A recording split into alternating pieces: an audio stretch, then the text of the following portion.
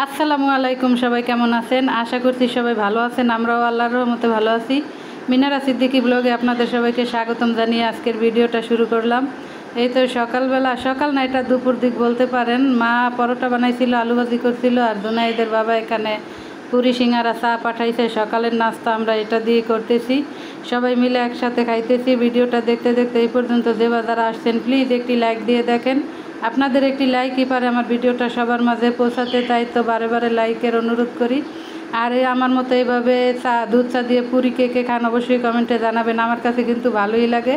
এক সময় অনেক খাইতাম দুধ চা দিয়ে পুরি, এখন আর বেশি একটা খাওয়া হয় না। তারপর নাস্তা খেয়ে এখন ডাল ভাত বসাই দিছি। আর এখানে আমি ফ্রোজেন করা সিম নিয়ে নিয়েছিলাম, এগুলো রান্না করব ভাবছি। আর মা ইলিশ মাছ কেটে দিছে, এখন ভাবলাম যে না, সিমগুলো রেখে দিই, রান্না করব না। আর এই তো আমার মহারানী এখানে এসে বেডশিট চেঞ্জ করে তারপরে ঘর ঝাড়ু দিয়ে নিতেছে।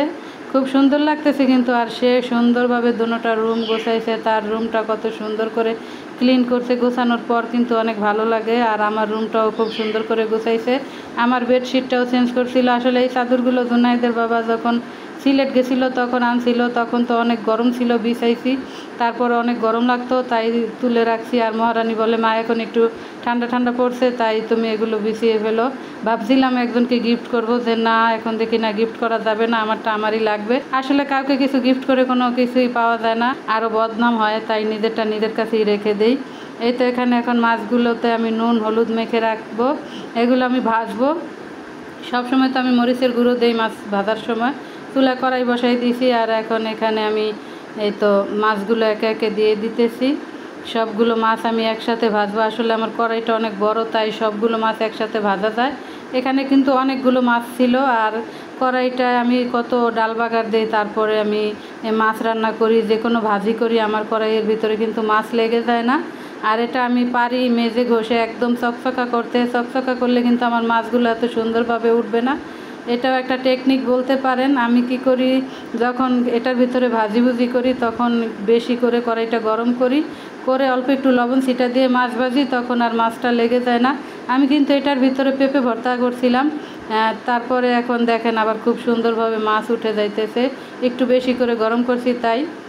আর মেজে চকচকা করলে কিন্তু আর এভাবে মাছটা উঠতো না। এমনিতে একটু কালো হয়েছে, কোনো সমস্যা নেই। অনেকগুলো মাছ একসাথে ভাজা যায়, ভাজি করা যায়, সব কিছু করতে পারি, খুব সহজ হয়ে যায়। তাই এই কড়াইটা আমি রেখে দিছি। আর এখন এই তো ইলিশ মাছের মাথা কাঁচা থাকে না, পেটি, সেগুলো এখন ভালোভাবে ভেজে নিতেছি।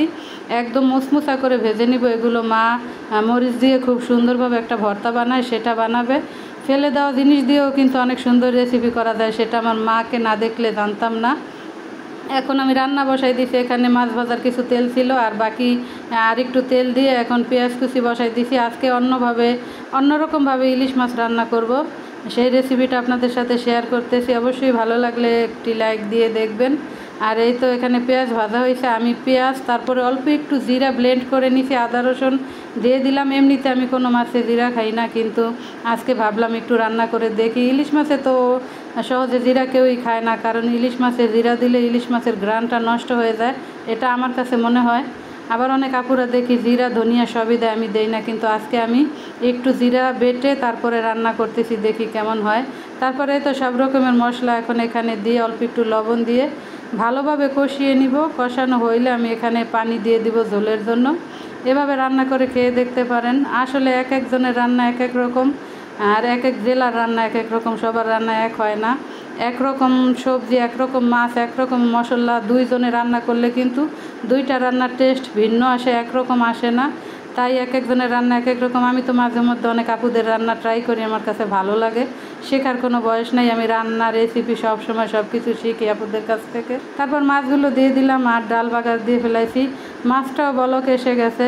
তারপর দেখেন এখনই কত সুন্দর লাগতেছে, কালারটা মাশাল্লাহ কত সুন্দর হয়েছে। রান্না কিন্তু আমার হয়ে গেছে। আর এই তো মাথা কাঁচা ভাজা, এগুলো মা ভর্তা বানিয়ে নেবে। বোন শাক পাঠাইছে। আর এই তো দেখেন আমি এখন খেতে বসছি। ভর্তাটা আলহামদুলিল্লাহ অনেক মজা হয়েছে। সবাই মিলে এখন ভাত খাইতেছি। আমার বোনের শাকের তরকারি, তারপরে ভর্তা, আর আমার মাছের তরকারি।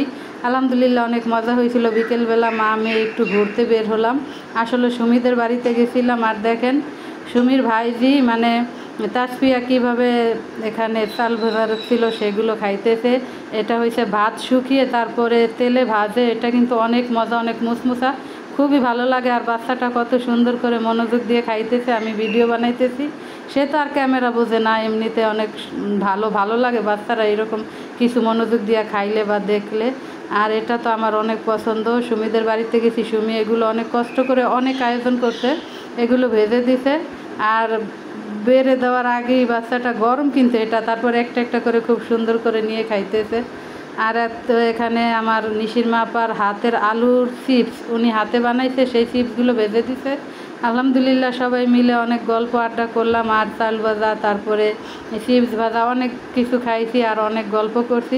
আসলে ওদের সাথে একসাথে সময় কাটালে কখন যে দিন গড়িয়ে রাত এসে যায় বলা যায় না। আমরা অনেক গল্প করি, অনেক আড্ডা দিই, অনেক দিন পর একসাথে হইলে কত জমানো কথা থাকে সেগুলো সব একসাথে বলি। আর এখানে আমার মহারানী বলছিল চাল ভাজা মাখা খাবে, তাই সুমি অনেক কষ্ট করে চালগুলো ভেজে তারপরে এখন মাখিয়ে দিতেছে। দেখেন চানাচুর নিয়ে নিছে, আর পেঁয়াজ, টমেটো, কাঁচামরিচ, ধনিয়া পাতা হইলে ভালো হইতো কিন্তু ছিল না, তারপরও অনেক মজা হয়েছিল। আর কত সুন্দর করে মেখে দিতেছে, আমার তো এখন দেখি জিভে পানি চলে আসলো। আসলে অনেক মজা হয়েছিল, ভালোবাসা দিয়ে হাতের ছোঁয়া দিয়ে কোনো কিছু বানাইলে কিন্তু খুবই মজা হয়। দেখা যায় আমরা সবাই একসাথে আড্ডা দিতে দিতে অনেকগুলো খাবার খেয়ে ফেলি, অনেকগুলো খাবার কিন্তু এখানে ছিল, সবাই মিলে অনেক আড্ডা গল্প করলাম, খেলাম।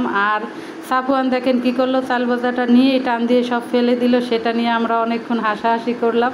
আসলে বাচ্চারা একসাথে থাকলে খুবই মজা হয়। আর এই তো এখন সরিষা তেল দিয়ে দিল, এভাবে সরিষা তেল দিয়ে মাখিয়ে খেলাম। আলহামদুলিল্লাহ সুমির হাতের খাবারগুলো প্রতিটা খাবার অনেক মজা হয়েছিল, একটু জাল হয়েছিল বাট অনেক মজা। তারপরে তো কোক দিল, আমার মহারানী তো কালো মোজোটা পছন্দ করে, তাই এই তো এটা আনা হয়েছে। আমার আবার সাদাটা একটু পছন্দ, তারপরও সবাই মিলে একসাথে যে কোনো খাবার খাইলে অনেক মজা লাগে। এই তো সবাই মিলে খাইতেছি, তারপর আমরা গল্প আড্ডা দিব, আর আমাদের চা থাকবে না সেটা কি করে হয়। তারপর সবাই মিলে একসাথে চা খাইলাম। সুমির হাতের এই দুধ চাটাও অনেক মজা, অনেক সুন্দর করে বানাইছে। সবাই মিলে গল্প আড্ডা দিলাম। ভিডিওটা ভালো লাগলে লাইক, কমেন্ট, শেয়ার করে আমার চ্যানেলটাকে সাবস্ক্রাইব করে আমার পাশে থাকবেন। যারা যারা করছেন সবাইকে অসংখ্য ধন্যবাদ। চা খাইতে খাইতে আজকে বিদায় নিয়ে নিব। আজকের ভিডিও এইটুকুই। সবাই ভালো থাকবেন, সুস্থ থাকবেন। আল্লাহ হাফেজ।